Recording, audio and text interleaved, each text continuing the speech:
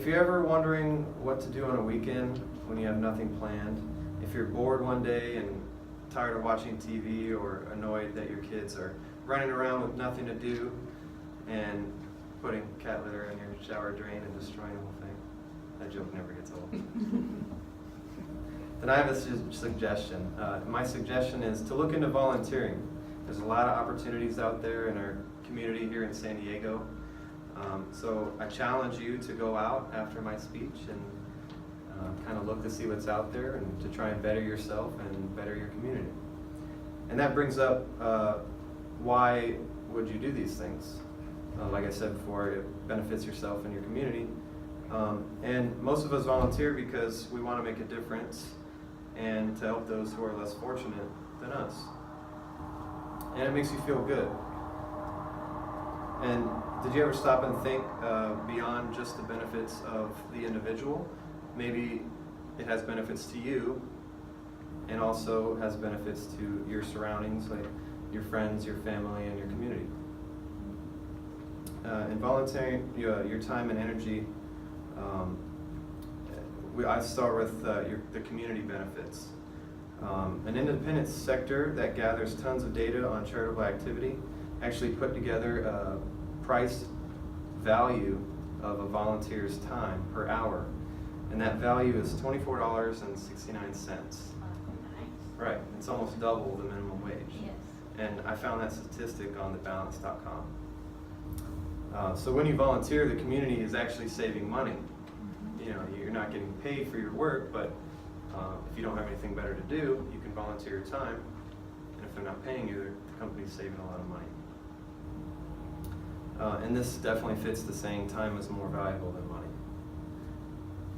And there's tons of organizations, especially in our community here in San Diego, where you can build homes, you can renovate parks, and you can feed the hungry. All of these opportunities have great effects on benefiting those your community. So every city has struggling communities, like in our case, San Diego. Have you ever driven past a rundown park that you're always like, man, I always drive past this thing and nobody's doing anything? Well, maybe that could be you. You could be the one to gather a team or join an organization to renovate that park for the thousands of kids in our area. And also, it comes with huge personal benefits. Volunteering gives you something to do during your free time. Like I said, if you're bored at home, why not volunteer? Many benefits you can instantly think of, like it's fun, passes the time, it gets my kids out of the house. And actually there's a list of about 20 things you can do on givegab.com that lists a lot of the benefits, a lot of the personal benefits to volunteering. Some of those are staying active is very good for your health, right? It beats sitting on the couch just watching TV. And also creates a positive attitude, right? If you're out doing new things, you'll feel good. And it fills your heart with compassion, and it motivates you to help others. All good things. So looking a little deeper into the medical side of it, helpguide.org states that it can combat depression. And it helps counteract stress, anger, and anxiety. When you're always, staying busy, you're not thinking about other stresses and your anxiety. And it also increases self-confidence. And also, relating to us, I don't know about the civilian sector, but for me as a military, it looks good. It definitely looks good to my peers and my chain of command. So they always say, know your rate, meaning your job, education, and volunteering, and you'll go a long way in the military, for sure.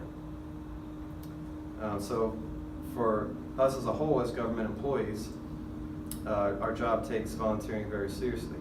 It looks really good on your yearly evaluations, just like every government employee has. And also, for civilians, you can create, and also for me, but you can create an extensive network.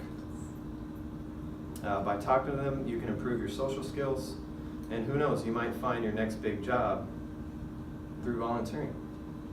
An ABC News report said that 80% of jobs landed were from networking. 80%. Maybe you should go out and volunteer. But it's a great learning experience for you and also your kids. You don't have to do it every weekend. You could do it twice a year, 3 times a year, every other month. You can set your own schedule, and the benefits outweigh anything else. Parents.com actually states that even toddlers can learn about compassion, empathy, tolerance, gratitude, and community responsibilities through volunteering. So take your kids. Now that brings up the question why people don't volunteer.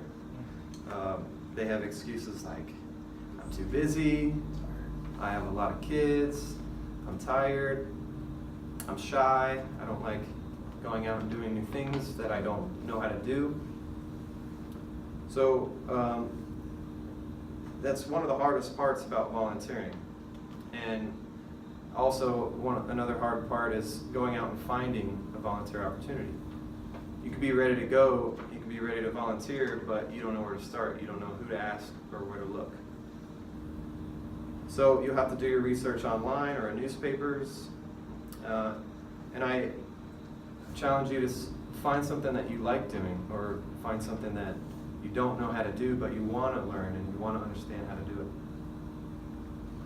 So in my conclusion, for many of us, our first kind of forays into volunteering come through religious educational services. So when we're really young, our parents kind of push us.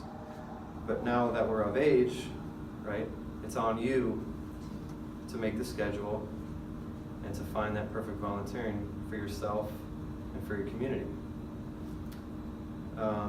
If you're ready to make friends and improve your mental health and physical ability or physical health and maybe develop new skills along the way, you can start volunteering.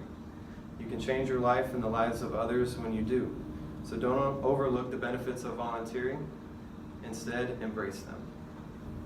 And that concludes my speech. Thank you. Thank you.